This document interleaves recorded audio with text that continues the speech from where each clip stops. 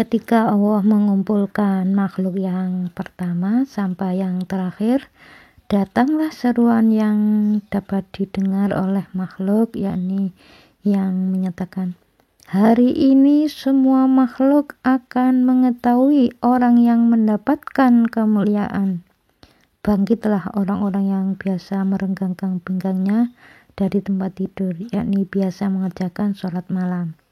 Mereka pun ternyata bangkit dan jumlahnya hanya sedikit. Kemudian ada suruhan lagi, bangkitlah orang-orang yang tidak dilalaikan oleh perniagaan dan jual beli dari mengingat Allah. Mereka pun bangkit dan hanya sedikit. Kemudian ada suruhan, bangkitlah orang-orang yang selalu memuji Allah Ta'ala baik dalam keadaan senang maupun susah.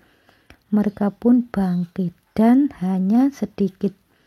Kemudian diadakan hisab untuk yang lainnya. Jadi yang dimaksud bighairi hisab itu tanpa dihisab, yaitu bukan semua orang yang sholat malam itu nanti bighairi hisab. Sholat yang benar-benar lillahi ta'ala. Yang selama ini Bunda ketahui itu ya, ada orang ketika Bunda tanya itu memang, kamu sholat malam itu niatnya apa? Katanya di tengah malam itu doa mustajab. Aku pingin punya rumah. Ada yang jawab, aku pingin anakku sukses.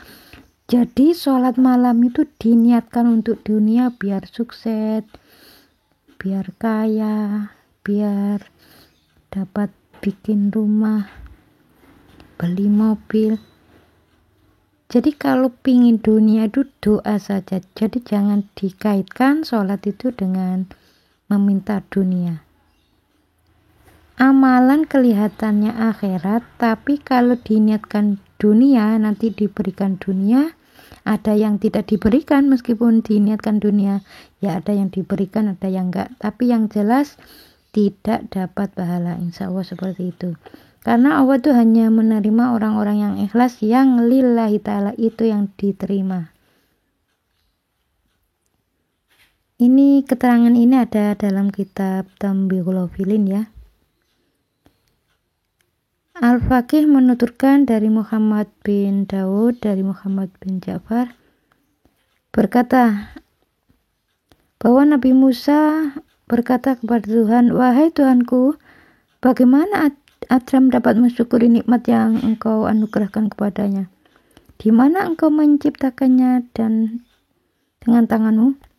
Engkau tiupkan nyawa ke dalam dirinya, engkau tempatkan dia di dalam surgamu, engkau perintah malaikat untuk bersujud kepadanya, dan mereka pun sujud kepadanya. Tuhan berfirman, wahai Musa, Adam mengetahui bahwa semua itu dari aku, maka dia memuji kepadaku.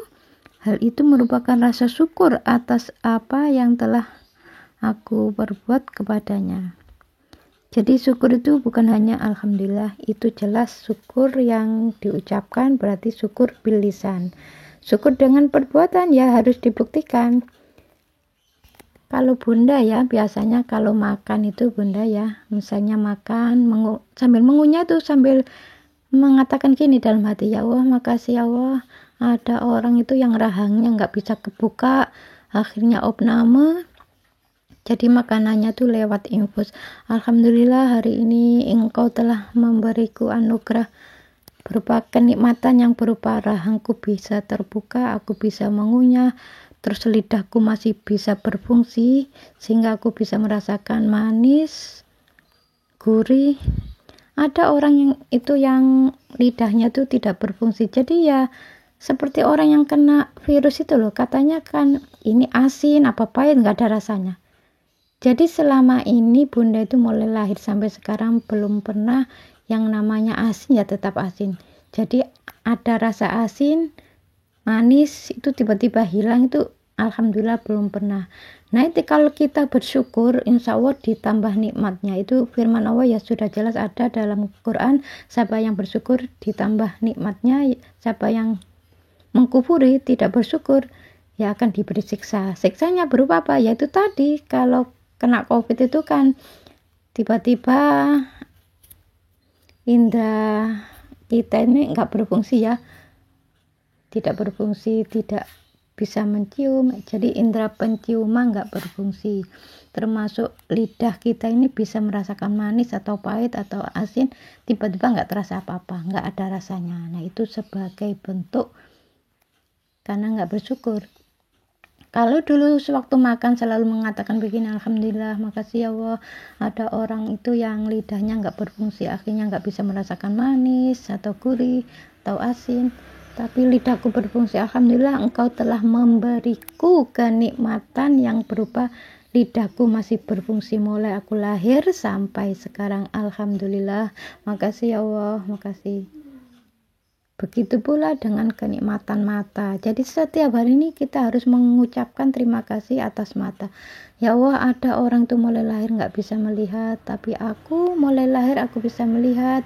Terus ada orang itu bisa melihat, tapi tidak bisa merasakan nikmatnya mata karena matanya sakit. Tapi aku bisa melihat dan bisa menikmati indahnya dunia ini, maka aku pergunakan untuk kebaikan, berupa baca Quran, berupa lihat-lihat yang sesuatu yang baik. Alhamdulillah, makasih ya Allah, makasih. Itu yang dimaksud dengan sedikit sekali dari hambaku yang pandai bersyukur. Yang model begini ini yang sedikit, Allah itu sudah mensurvei hambanya seluruh dunia, makanya firman-Nya mengatakan seperti itu. Jadi kalau hanya alhamdulillah itu masih belum detail. Jadi cara bersyukurnya ini harus seperti itu. Ya, mudah-mudahan video ini ada manfaatnya ya. Assalamualaikum warahmatullahi wabarakatuh.